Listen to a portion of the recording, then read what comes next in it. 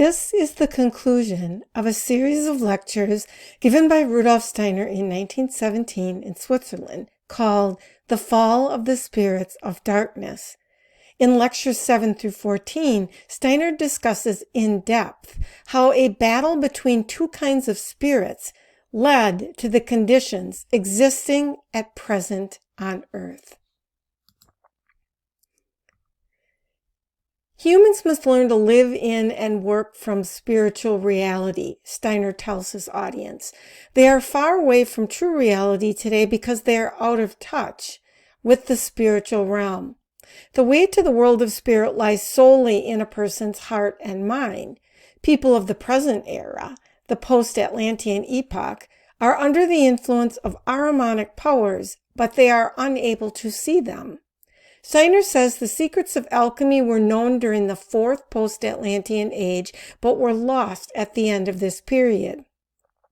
In addition, the spiritual connection between men and the gods existed during that age, but Steiner describes the fifth post-Atlantean age as, quote, godless, an age of materialism, empty of spirit, without faith, and without understanding. He uses Martin Luther as an example of a human who lived a short time after the dawn of the fifth post-Atlantean age, but nonetheless, the impulse of the fourth age was still alive in his heart and mind. It lived in his soul at an unconscious, instinctive level. It is these impulses that humans must strive to awaken as we traverse the fifth post-Atlantean era. Humans must recognize that spirit is alive in everything, even though we are living through a time when this is an uncomfortable truth for many to acknowledge. Steiner says we must realize that the spirit self is seeking to develop and desires to unite with the consciousness soul of the West. In order for this to happen, a transition must take place as we work towards what he calls a new inwardness of life. One of the most important areas that needs addressing, he says, is in the field of education. Whereas current training of teachers focuses on method, Steiner advises we rethink this. He says, the question as to whether we are the right teacher or educator depends on the way in which we were connected with the child's soul before either of us, teacher and child, were born. The difference is merely that we teachers have come into this world a few years earlier than the children. Before that, we were together with them in the world of spirit. In Lecture 8, Steiner discusses abstraction and reality. He says the greatest defect and deficiency in our time is that people are literally inclined to think in abstractions, and this takes them further away from reality. The problem is what he calls the poverty of concepts. By this he means that people tend to oversimplify concepts, making them limited. Even philosophers, in his opinion, use limited concepts. While this might be effective in the superficial aspects of the physical world, it is not effective, he says, when dealing with reality. Only by becoming creative again and reconnecting with spirit will humans be able to understand the true nature of things. With regard to abstract concepts, Steiner says, abstract concepts are like this. We have them, but the reality is outside and does not care a hoot about this abstract concept. Concepts based on reality hold within them the whole active inner life, which is also their outside, life that chumbles and churns in every part of the real world out there. People are made uncomfortable by this. They want their concepts to be as quiet and colorless as possible, and are afraid they will get giddy if their concepts have inner life. Abstract ideas are mere corpses of ideas. In Lecture 9, Steiner discusses several ideas on the spiritual causes of the present events, which for him is 1917. He says a significant break took place between the spiritual development of the peoples of Europe and America, starting in the 1840s. Since his theory is that it is spiritual events that are the root cause of events in the physical world, Steiner looks to what took place in the world of spirit at that time. He says a war in the spiritual world took place that concluded by the fall of 1879. This war was fought between spirits of the hierarchy of angels, also called Michael and his followers, and certain Ahrimanic powers. This war took place in the spiritual world from the 1840s through the 1870s and concluded in 1879 with a victory by Michael and his followers. This type of struggle is one that has taken place over and over again over the course of human evolution. The fight between Michael and the Ahrimanic forces is often symbolized by Michael fighting a dragon. The end result is that the crowd of Ahrimanic spirits were banished from heaven and driven down into the human realms of earth. What does this mean for humanity? Steiner says that the Ahrimanic spirits, while in their heavenly abode, left humanity mostly in peace. However, once defeated and cast down to earth, they were able to enter into human beings and influence them. The Ahrimanic spirits imparted into humans a love of materialism, which reached a peak in the 1840s. This is what he says about this. From the autumn of 1879 onwards, these Ahrimanic impulses, powers of perception and will, became the personal property of human beings. Before this, they were more of a general property. Now they were transplanted to become personal property. Therefore, personal ambitions and inclinations to interpret the world in materialistic terms came to exist in the human realm. This had profound implications for the evolution of humanity because humans stopped paying attention to the spiritual world and turned their eyes mainly to the physical world. Steiner notes that these battles in the spiritual world, whereby Ahrimanic spirits were cast down onto earth, took place again and again over various issues. One issue he addresses has to do with the profession of medicine. He says that after one of the battles between Ahrimanic powers and the archangels was lost by the fallen spirits, the crowd of Ahrimanic spirits populated the earth with the earthly life forms, which the medical profession now calls bacilli. Steiner says everything which has the power to act as a bacillus, everything in which bacilli are involved, is the result of crowds of Ahrimanic spirits being cast down from heaven to earth at a time when the dragon has been overcome. We are able to say that tubercular and bacillary diseases come from a similar source as the materialism which has taken hold of human minds. An obsession with acquiring intellectual materialism is a result of individuals being in league with the fallen Ahrimanic spirits. Steiner says these people gradually come to love the impulses which Ahriman raises in their souls and indeed consider them to be a particularly noble and sublime way of thinking. He says that it is because the Ahrimanic powers entered into us when Michael won his victory that we are gaining in human freedom, but warns that we should not allow the Ahrimanic powers to gain the upper hand or fall in love with them, lest we get carried away with materialism and turn away from the spiritual world completely. The scientific way of thinking can easily slide into the Ahrimanic way of thinking. Steiner emphasizes that what happens in the physical world is a shadow of what happens on the spiritual plane because it originates on the spiritual plane first. It is important that humans learn to acknowledge this so that they make an effort to look into the spiritual world and take note of what is happening in the physical world at the same time. What happens in the physical world has been in preparation for some time in the spiritual world. In Lecture 10, Steiner discusses once again the idea that the masses of humanity exist in a state of sleep, unaware of what is really going on around them. This is because ever since Michael defeated the Ahrimanic forces in 1879 and cast them down onto earth, these spirits have infiltrated the thinking, will, and inner responses of humans. The result of this is that humans are unable to really know and understand the events occurring around them and explain them with clear thinking. The Ahrimanic powers took control of the human intellect in this way, and Steiner warns that they can become increasingly powerful if we do not acknowledge this truth and pursue knowledge of it. Ignoring this and refusing to know about it causes a host of problems. The scientific view from Steiner's perspective represents entirely Ahrimanic thinking. Here is what he says about this. Since 1879, the situation is like this. People go to school and acquire scientific attitudes and thinking.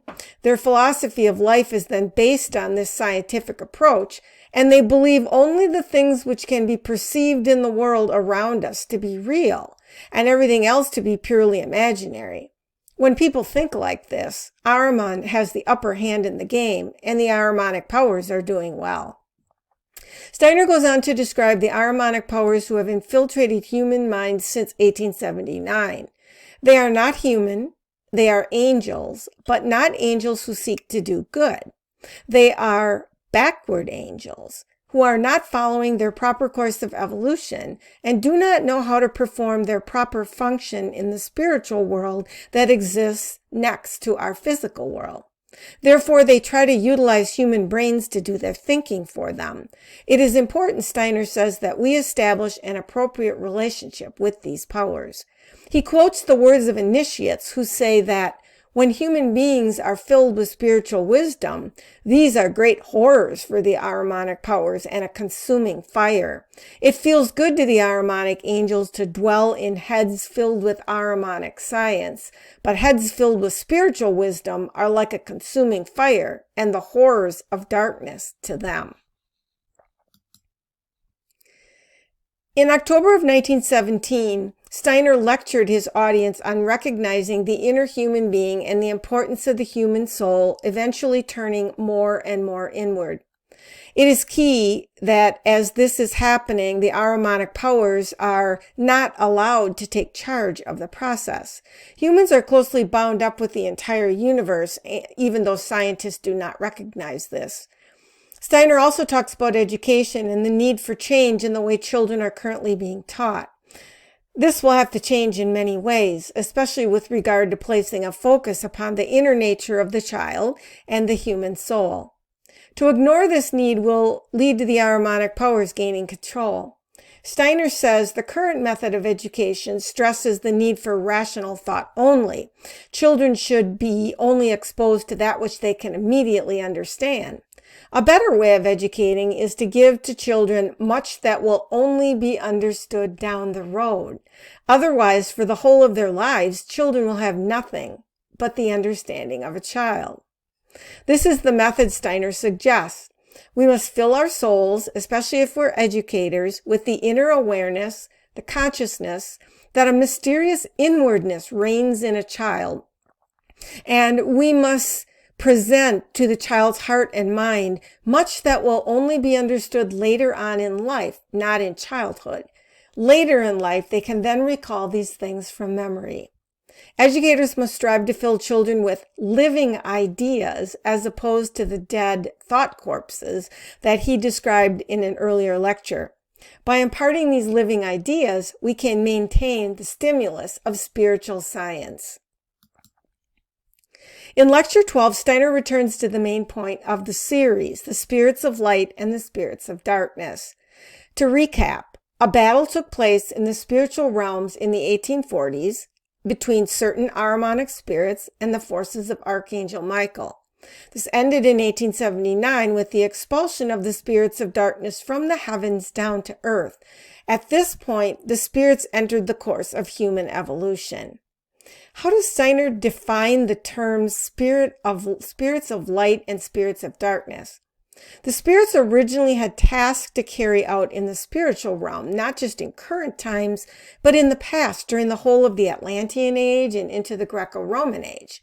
The spirits of darkness originally wanted the best for humanity during those earlier times. They wanted humans to have the capacity for absolute freedom, so that humans could develop into unique individuals. Unfortunately, it was not to be realized at that time because humanity proved incapable. On Earth, human beings would be educated and learn with the help of the forces of Earth. Placing them in the stream of heredity, where they would descend from others, is the way this was to be accomplished. The result of this was these humans would inherit certain traits, so they would not be fully independent beings. They were weighed down with earthly qualities, which Lucifer did not want them to have. Because of the Luciferic influence and Lucifer's collusion with Ahriman, a counterforce was created, which Steiner calls good spirits or spirits of light. According to Steiner, this scenario is symbolically described in the story of the expulsion from paradise. Therefore, anything having to do with physical heredity was given to humanity by the spirits of light to counterbalance the Luciferic stream. In this way, humans were bound to the earth and the physical world. Steiner says that in everything connected with heredity, with the begetting of children, procreation, with love in the earthly sense, we must see ourselves connected with the entities which are under the leadership of Yahweh or Jehovah. This is the reason why people became so attached to the ideas of tribe, race, blood bonds, and nation. During the time of the ancient mysteries, it was the priests who ordered the affairs of humans, the matters of state, and they made laws for groups to create order in society. The spirits of light were responsible for this. Therefore, in human evolution, according to Steiner, two streams existed. In his words, the protector of everything to do with blood relationship, which is the stream of light, it is opposed by the stream of darkness as the protector of everything which wants to abandon the bonds of blood relationship and help people be free of the bonds of family and heredity. In 1413, a break occurred between the 4th and 5th post-Atlantean age. The old way of doing things did not change immediately. The process was gradual and runs right up to the present time. However, according to Steiner, in more recent times, the goal of the spirits of light has been misdirected. Now they attempt to inspire independent ideas, feelings, and impulses for freedom and independence among human beings. The spirits of darkness, on the other hand, are now at work trying to keep blood bonds and tribal notions intact. This is the opposite of the roles each played in the past. Steiner says this is what has brought humanity into recent conflict and war, as the ideas of nationalism and insistence on heredity and blood bonds prevail. This is causing human evolution to decline, for nothing will degrade its progress more quickly than the propagation of ideas of race, nation, and blood. Humanity is on a downward decline of development. Steiner stresses the fact that we must face this reality and be prepared to confront what it means for humanity. We must recognize that these spirits serve the great cosmic scheme of the universe, and we must arise from our state of slumber. We need to see the spiritual element in everything if our evolution holds the potential for elevation to the highest spheres. Luciferic and Ahrimanic beings were cast down from heaven to earth. The consequence of this is that humans were united with the earth. We must now break away from it in order to return part of our spiritual nature to the spiritual world and realize we are not of this world. Here is how Steiner describes the process. In future, human beings must walk on this earth and say to themselves, yes, at birth I enter a physical body, but this is a transitional stage. I really remain in the spiritual world. I am conscious that only part of my essential nature is united with the earth, and that I do not leave the world where I am between death and rebirth with the whole of my essential nature. In Lecture 13, Steiner discusses the influence the fallen spirits have had in our world. He acknowledges that what he calls physical thinking, which is bound to the human brain, is responsible for all the technical inventions that have benefited humans. However, it has led to a materialist society. The spirits of darkness sought to influence humans with their own impulses. One way they attempted to do this was through the introduction in the 1840s and later of spiritualism. Humans tried to connect with the spiritual world through mediums. However, Steiner says spiritualism gets its impulses not only from the earth, but from the spiritual world as well. His take on this is that the things that took place within spiritualistic circles represented an intrusion of the spiritual world, and this is why spiritualism was later, to use his term, strangely corrupted. He contrasts this approach to the kind of spiritual experiences utilized in the spiritual science of anthroposophy, those he believes are direct experiences. He told his audience in the lecture that the spirits of darkness sought to prevent these living experiences of the spirit from coming into human souls, but failed because of the fall that took place in 1879. Thus, spirituality will come to human beings because of Michael's victory. This is why we have a science of the spirit even in this day and age. The truths could not remain in the spiritual world after the fall of the spirits of darkness. Instead, they came to exist in the physical world. We must continue to be vigilant about their influence over us, though. Steiner issues a stark warning about this. The most dangerous thing you can do in the immediate future will be to give yourself up unconsciously to the influences which are definitely present. He reiterates what he said in a previous lecture about how the spirits of darkness are going to prod the human host within whom they dwell to find a vaccine that will drive all inclination towards spirituality out of people's souls when they are still very young, and this will happen in a roundabout way through the living body. Rudolf Steiner concludes the lecture series by stating that events here in the physical world truly do reflect spiritual events. He then discusses the role played by angels and archangels in the evolution of humanity and traces it to the physical structure of human beings. The things people do here on earth are influenced by the spirits which work within them. Steiner tells his audience that during the fourth post-Atlantean age, the blood of the human was the dwelling place of archangels and angels. By this, he is speaking of the angels of light. In our own age, the fifth post-Atlantean age, the angels will be located more in the blood, while the archangels will take up residence in the nervous system. Starting in the 15th century, the archangels were seeking to make this transition. Now, the archangels are essentially more at work in the brain and the angels in the heart. These archangels were directed by higher spirits to influence humans to love earthly existence more and more because they were most attracted to the earth.